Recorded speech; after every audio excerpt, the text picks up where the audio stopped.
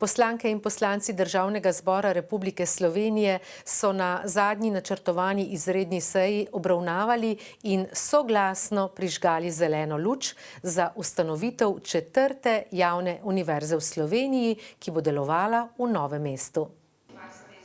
Prizadevanja za ustanovitev univerze v Novem mestu segajo več kot 3 desetletja nazaj. Sama sem bila zraven, ko smo leta 1994 v pisarni takratnega župana gospoda Koncilija se usedli posamezniki in ustanovili društvo Akademska pobuda. Takrat smo rekli, v Novem mestu bomo enkrat imeli univerzo.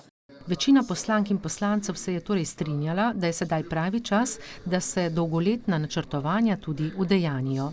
Dolenjska oziroma Novo mesto je gospodarsko izjemno močan, ta univerza je potrebna in verjamem, da so danes najbolj veseli študentje in vsi tisti, ki želijo na tej univerzi študirati.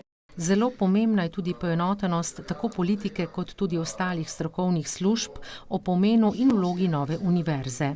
Zahvala pa tudi vsem deležnikom, da so končno razumeli, da odločitev presega politiko in da si Novo mesto in jugovzhodna Slovenija zaslužita javno univerzo, saj gre za prihodnost gospodarstva, ljudi, mladih in celotne regije.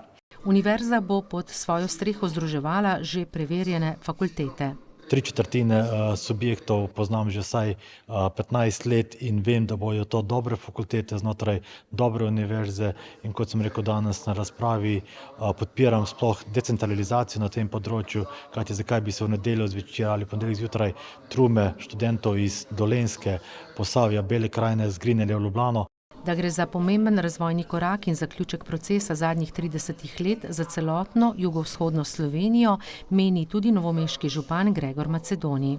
Ko smo gradili visokošolski prostor v dolenjski prestolnici, vemo, da je danes preko 2000 rednih študentov vpisanih in seveda z ureditvijo statusa tudi javne univerze je dan pogoj, da bomo lahko razvijali ta visokošolski prostor tudi v prihodnje.